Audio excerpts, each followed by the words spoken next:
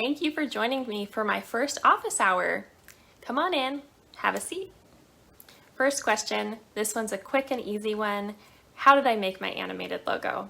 Well, if you ask anybody who does this type of thing, it is not how, but who. I hired someone on Fiverr and they produced that beautiful logo for me. I've gotten several in my messages, so I won't share the names, but I think these are important questions to answer.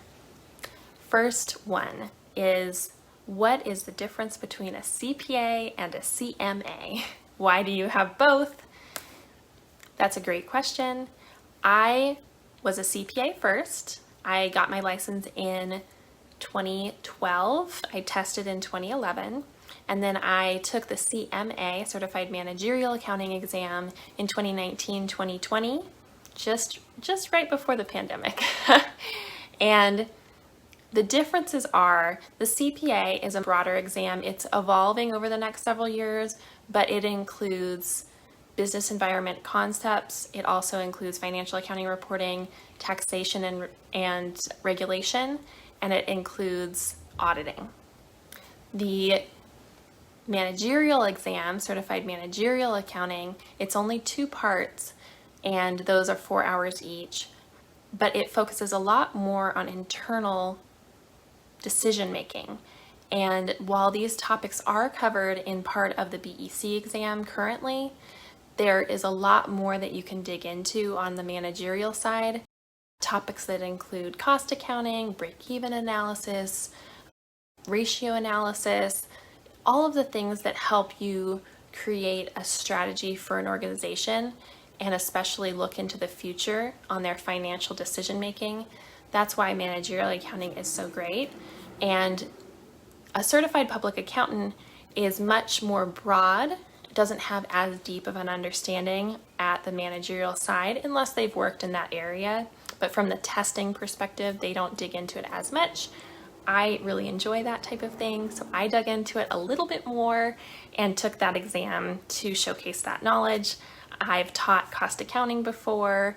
I've taught performance measures and metrics before. I love that topic.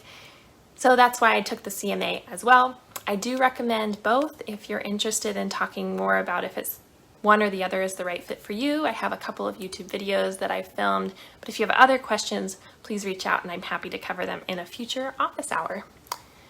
This next question comes from someone overseas and they're interested in starting an outsourced firm for accounting and bookkeeping.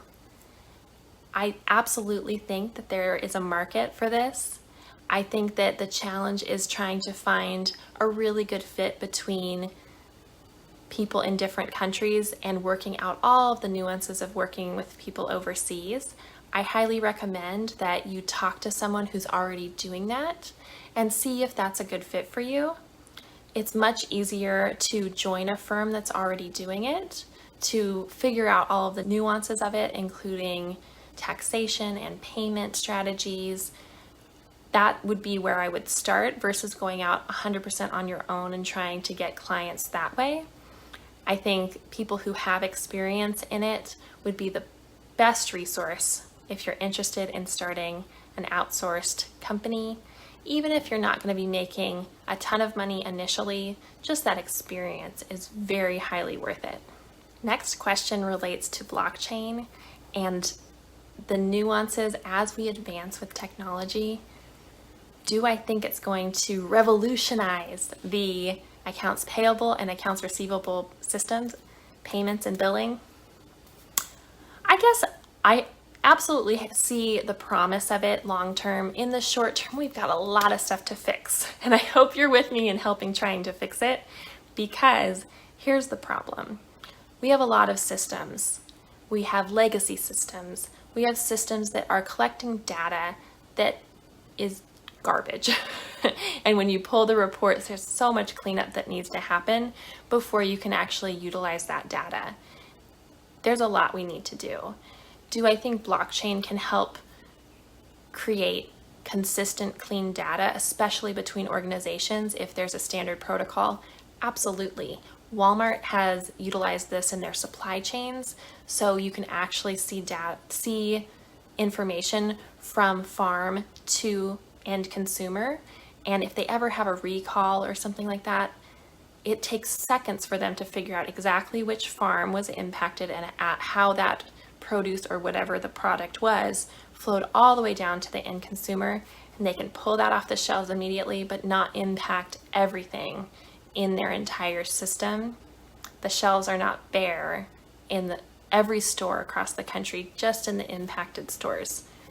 So that's huge. But do I think that it is quite ready to be implemented across all our organizations? Probably not. And there's a lot of inconsistency when it comes to accounting. This theoretically could add to the consistency.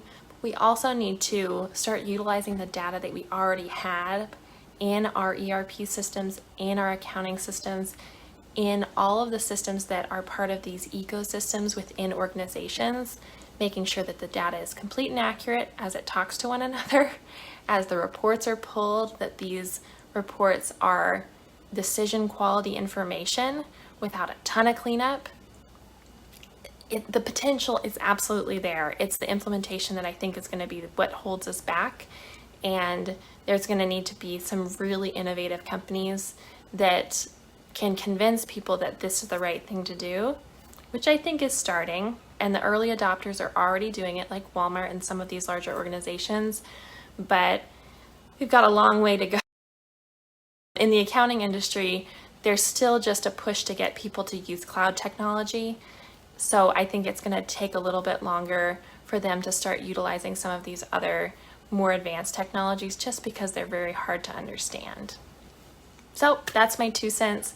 I think time horizon, it's going to take at least another 5 years, I think, before we start to really see it blending into a lot of our technology. Well, I think that is all the time I have today. My daughter is about to wake up from her nap, so I will call it a day. But next week, hopefully we can cover some additional questions. Please drop them in the comments below. I'd be happy to answer them. I hope that I wasn't too long-winded, but I really enjoy answering your questions. Please keep them coming. And I look forward to you joining me for another one of my office hours. Thanks.